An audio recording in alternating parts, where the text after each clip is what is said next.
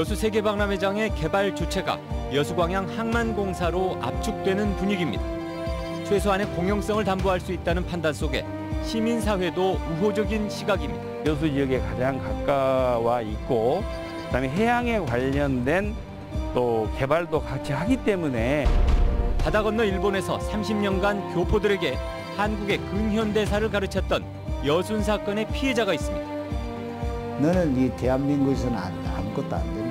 글이나 쓰든지 아니면은 그냥 장사나 하든지 아니면 그러니까 그러지 말고 한국에 있지 말고. 여순 특별기획 증인 5년 전 귀국해 서울유족회를 발족한 이자훈 씨를 만나봅니다. 광주 군공항 이전 후보지 선정을 위한 공론화 작업이 본격화됩니다. 고흥군까지 후보지로 거론되는 상황이어서 지역의 관심도 뜨겁습니다. 오늘부터 여수 순천 시민들은 여권 재발급 신청을 온라인으로도 할 수 있게 됐습니다. 전남 동부권 7개 시군의 코로나19 진단검사도 순천의 보건환경연구원 동부지원에서 직접 시행합니다. 여러분 안녕하십니까? 목요일 밤 여수 MBC 뉴스데스크 시작합니다. 여수 엑스포장의 민간 매각 등을 둘러싼 논란이 불거진 지 1년 6개월째인데요. 매각보다는 공공개발 쪽으로 논의가 모아지면서 이와 관련한 정부 용역이 막바지 단계입니다. 개발 주체로 거론되고 있는 여수광양 항만공사가 전향적 입장을 밝힌 가운데 곧 구체적인 사후 활용 방향에 윤곽이 드러날 것으로 보입니다. 네, 지금의 방향성에 대해서 지역사회는 일단 긍정적인 시각인데요. 자세한 내용 문영철 기자가 취재했습니다. 여수 세계 박람회장의 공공개발 방식을 검토하기 위해 해수부가 용역에 들어간 건 지난 5월. 공공개발의 주체로 지목된 곳은 여수광양 항만공사입니다. 지역에서는 과도한 수익 사업 등의 부작용을 우려하면서도 한편으론 공기업이 주도하는 박람회장 개발에 벌써부터 기대를 걸고 있습니다.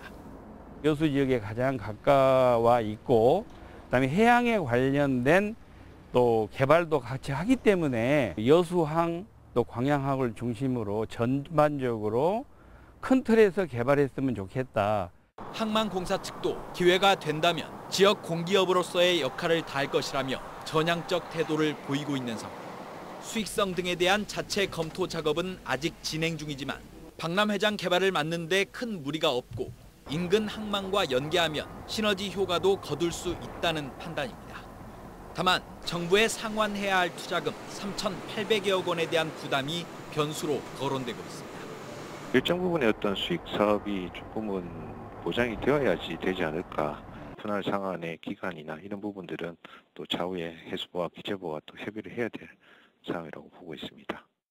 박람회장 민간 매각을 주장했다 시민단체와 갈등을 겪었던 여수시는 공공개발에 무게가 실리는 상황을 수용하는 분위기입니다. 국제 행사를 유치하기 위한 컨벤션 센터 건립과 일부 부지의 활용 권한을 요구하고 있습니다. 국립해양기상과학관을 건립할 때에도 상당히 난관이 많이 있었지 않습니까? 공익적 목적으로 활용할 그런 부지를 해수부에다가 이제 적극적으로 좀 지정해 달라. 공공개발 방식에 대한 해수부의 최종 용역 결과가 다음 달 중순쯤 나올 예정인 가운데 시민단체는 지역사회의 의견을 종합해 박람회장 개발 주체와 활용 방향에 대한 입장을 발표할 계획입니다. MBC 뉴스 문형철입니다. 전라남도 보건환경연구원 동부지원이 전남 동부권 7개 시군의 코로나19 진단검사를 오늘부터 담당합니다. 전라남도는 동부권역의 코로나19 대응을 위해 진단검사 전문 인력 4명을 충원하고 순천시 해룡면의 보건환경연구원 동부지원에 생물안전연구 시스템을 구축했다고 밝혔습니다. 그동안 전남 동부권은 진단검사 인프라가 구축돼 있지 않아 검체를 서부권인 보건환경연구원 본원으로 장거리 이송해왔습니다. 네, 내일부터 시작되는 광주 군공항 이전 공론화 절차에 지역도 관심이 뜨겁습니다. 고흥 지역도 대상지로 거론되고 있기 때문인데요. 공론화 절차는 어떻게 진행될지, 또 오늘 시민공청회에서 논의된 내용은 무엇인지 이계상 기자가 취재했습니다. 2년 전 광주시장과 전라남 도지사의 협약에 따라서 광주 민간공항은 내년까지 무한공항으로 통합하도록 되어 있습니다. 시도민 의견을 수렴하지 않고 시도지사가 전격적으로 결정한 터라 군공항 소음 피해 지역 주민들은 받아들일 수 없다며 줄곧 반대 입장을 분명히 해왔습니다. 전투비행장은 민간공항 이전 문제하고 떼놓아야 뗄 수가 없는 문제일 텐데, 그럼 과연 민간공항 먼저 보내놓고 전투비행장을 어떻게 한다는 거냐. 민간공항과 군공항 이전 문제에 대한 시민공청회에서 전문가들은 두 공항을 동시에 이전해야 한다고 주장했습니다. 민간공항을 무안으로 옮기고 나면 군공항을 이전하는 일은 불가능한 과제가 될 것이라고 지적했습니다. 군공항이 이전되지 않는다면 결국에는 시민들만 불편할 이유는 절대 없다. 그래서 이런 것들을 분명히 말씀드리고요. 민간공항을 무안으로 통합하기 전에 이용객 불편을 최소화하기 위한 교통편 증설이 우선돼야 하고 광주 무안공항으로 명칭 변경도 추진돼야 한다는 주장도 나왔습니다. 수십 년 동안 광주국제공항 브랜드를 가지고 있었는데 하루아침에 이게 없어져 버린 거예요. 이번 공청회에서 나온 의견은 다음 달 10일까지 진행되는 시민 여론조사에 참고가 될 것으로 전망되고, 광주시민권익위원회는 여론조사형 공론화를 통해서 권고안을 만들어 광주시에 전달할 예정입니다. 하지만 광주시장과 전남지사가 시도 통합과 상생 해법을 찾고 있는 시점에 광주 시민만의 여론조사가 적절한지 비판도 여전한 상황입니다. 시급한 내년의 과제 문제는 그대로 또 최선을 다해서 해결하고, 그러면서 시도 통합 문제는 또 함께 천천히 논의하는 게 순서라고 생각이 되고요. 군공항 이전에 대해 광주시가 사실상 해법을 찾지 못한 가운데 이번 시민 여론조사가 섣불리 민간공항 이전부터 약속해버린 이용섭 시장의 정치적 부담을 덜어주기 위한 절차가 아닌지 우려하는 목소리도 커지고 있습니다. MBC 뉴스 이계상입니다. 더불어민주당 서삼석 의원과 송옥주 의원이 군공항 이전을 국방부가 주도하도록 하는 내용을 담은 군공항 이전 법 일부 개정 법률안을 대표 발의했습니다. 현행법상 군공항 이전은 소재지의 지방자치단체장이 국방부 장관에게 건의하는 방식이어서 국가안보와 직결된 공항시설을 지자체의 의견 제시로 이전하는 것은 문제라는 지적을 받아왔습니다. 개정안은 국방부 장관이 군공항 이전 기본계획을 수립하는 것을 비롯해 주민의 의견 반영 절차를 강화하고 이전 지역의 지원 대책을 확대하도록 하고 있습니다. 광양제철소의 고로브리더 오염물질 배출량이 과소 추정됐다는 지적이 나왔습니다. 정의당 강은미 의원은 국회 환경노동위원회 국정감사에서 지난해 국립환경과학원이 포스코 광양제철소의 고로브리더 오염물질 배출량을 산정하는 과정에서 재송풍 공정을 누락해 실제 배출량보다 과소 추정했다고 지적했습니다. 이에 대해 조명래 환경부 장관은 재송풍이 고려되지 않았다는 사실을 인정하며 배출가스 저감 장치를 재송풍 과정에도 적용하는 방안을 검토하겠다고 답했습니다. 지난 6월 여수의 한 아파트 공사 현장에서 동료를 살해한 60대가 1심에서 중형을 선고받았습니다. 광주지법 순천지원 형사 1부는 지난 6월 여수시 웅천동의 한 아파트 건설 현장에서 경비 업무 책임자와 말다툼을 하다가 흉기를 휘둘러 살해한 혐의로 재판에 넘겨진 64살 A씨에게 징역 15년을 선고했습니다. 재판부는 A씨가 주변의 만류에도 불구하고 사리를 갖고 공격한 것으로 보이지만 우발적으로 범행한 점을 고려했다고 양형 이유를 밝혔습니다. 오늘부터 여수 순천 시민들은 여권 재발급 신청을 온라인으로도 할 수 있게 됐습니다. 전라남도는 외교부 정부혁신과제로 시행 중인 온라인 여권 재발급 신청 서비스 시범운영기관으로 선정됨에 따라 오늘부터 순천 여수시와 해남군에서 비대면 발급 서비스를 시작한다고 밝혔습니다. 기존에는 여권 재발급 시 신청과 수령을 위해 2차례 민원 창구를 방문해야 했지만 온라인 신청의 경우 여권 수령을 위해 1차례만 방문하면 돼 여권 신청 대기 시간이 단축되고 민원인들의 편의성이 높아지게 됐습니다.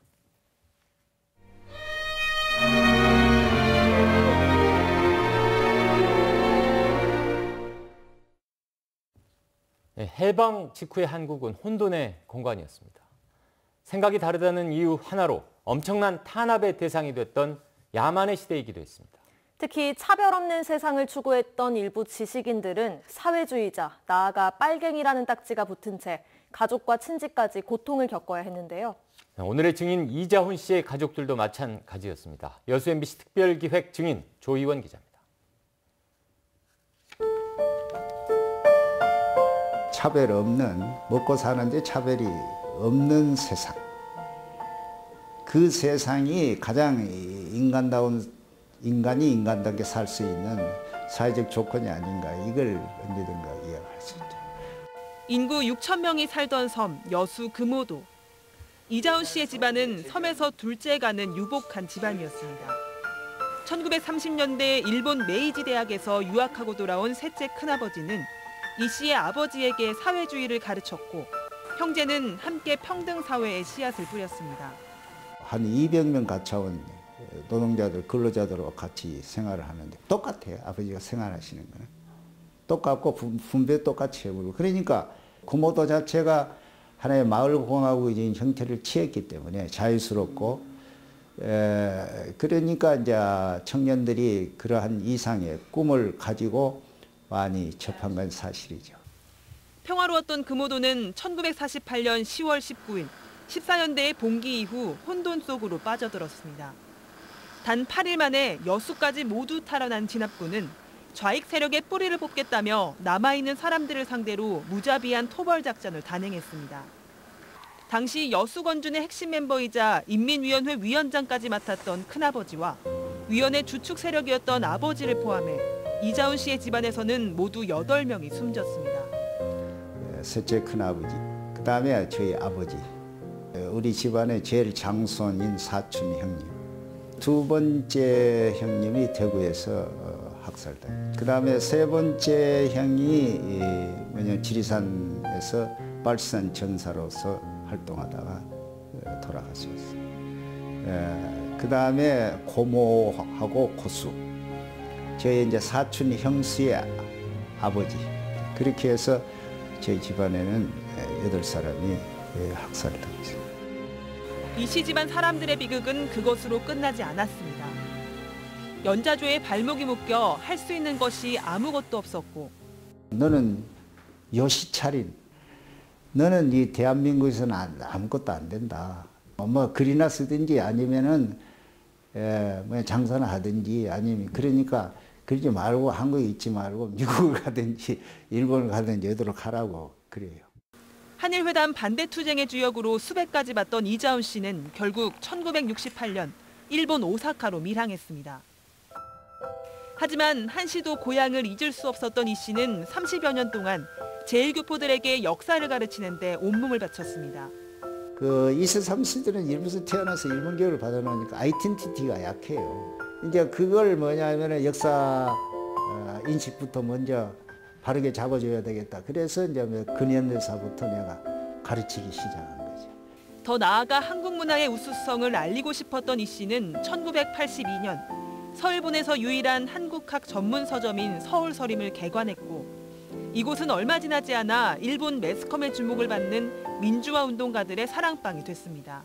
일본의 한국학을 연구하는 학자들은 기본적으로 다 왔어요. 이영희 선생을 위해서 백낙천, 고은, 그다음에 항석영이라든지 조성우라든지 우리나라 이제 민주화운동의 다 공헌자들은 거진 다 저를 거쳐갔고.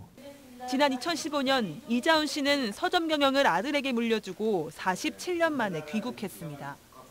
지난해 서울유족회를 발족한 이 씨는 이제는 한국에서 가려진 여순의 역사를 바로 알리기 위해 여생을 바치고 있습니다. 대한민국 사회주의 운동자들의 8, 9할이 전부 잘 사는 천석궁의 아들 아니면 전부 지식인들입니다. 그분들이 왜 그걸 지지했겠어요? 기득권을 포기하면서까지 평등사회를 요구했다는 건 뭐냐? 좋은 세상을 만들기 위해서 그런 거죠. 그건 죄가 없는 거예요. MBC 뉴스 조희원입니다. 순천 동천에서 방류된 연어가 3년 만에 회귀해 순천만에서 포획됐습니다. 순천시는 회귀성 어종인 연어 한 마리가 지난 27일 별량면 우명마을 앞 해상에서 정치성 그물에 걸려 포획됐다고 밝혔습니다. 이번에 포획된 연어는 80cm 크기로 지난 2017년 동천에서 방류한 어린 연어가 회귀한 것으로 분석됩니다.